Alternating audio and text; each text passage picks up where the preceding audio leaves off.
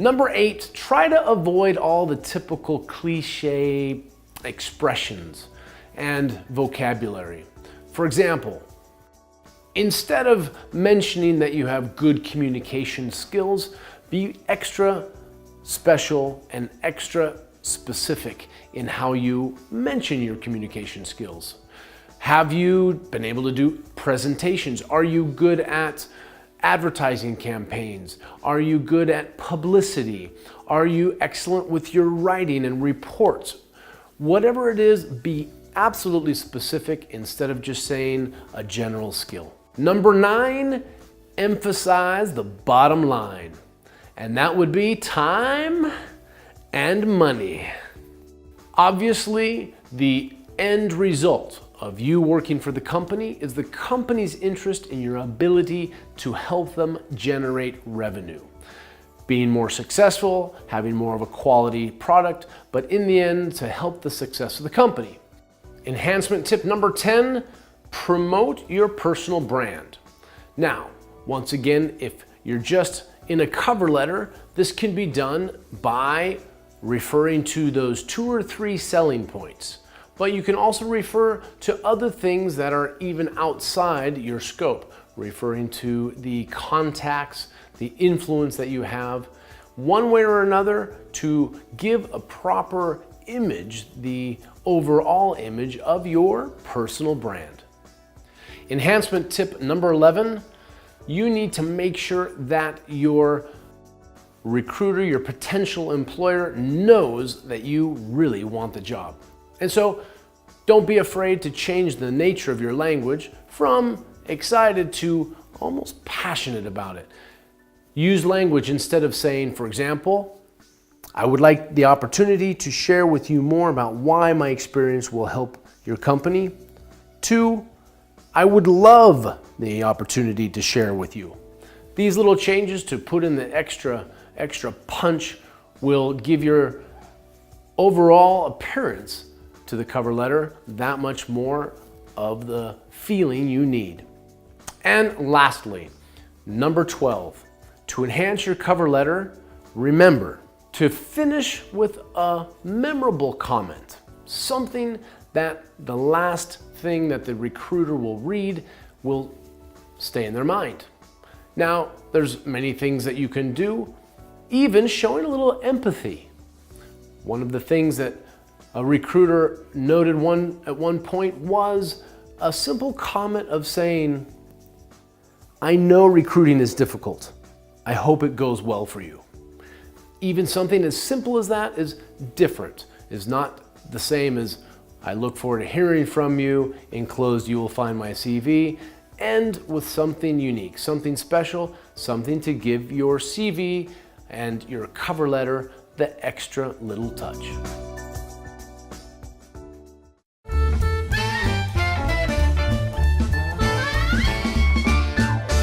Hi, I'm Anna Collins, and now I want to talk to you about the common idiom, big deal. So, what does big deal mean? Well, big deal means something or someone that is very important. For example, passing my exams is a big deal to me. It's important to me. It's a big deal. Or he has lots of power in the company. He's in charge of the company. He is a big deal. What's a big deal to you? What's important to you? Is your job a big deal? Are your children a big deal? What's a big deal to you? Also, we can use it to say that something isn't so important, that it's not a big deal. For example, I'm sorry, I can't come to your party. Don't worry, it's no big deal. It's not a big deal. It's not important. Then we can also use it to say that someone is making a big deal of something, making a drama out of something. For example, he's making a big deal about us going to the football match. He's making a drama, making it very important, more important than it has to be.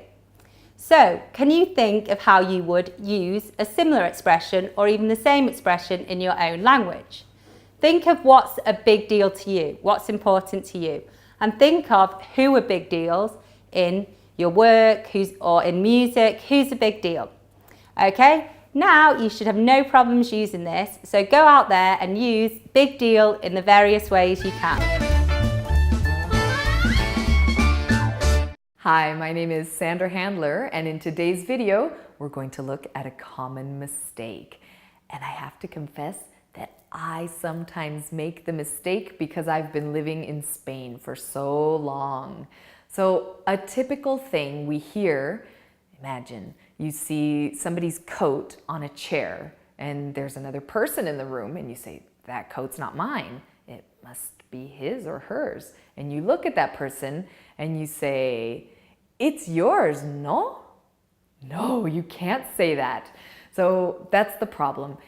In Spanish, and I imagine in other languages, you just use no and a tone for a question, or a yes and a tone for a question.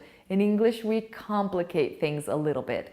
We have to use a question tag. So the correct way to ask that would be, it's yours, isn't it? So notice, the main sentence, it's yours, it is yours. We have the subject, it, the main verb in this case is.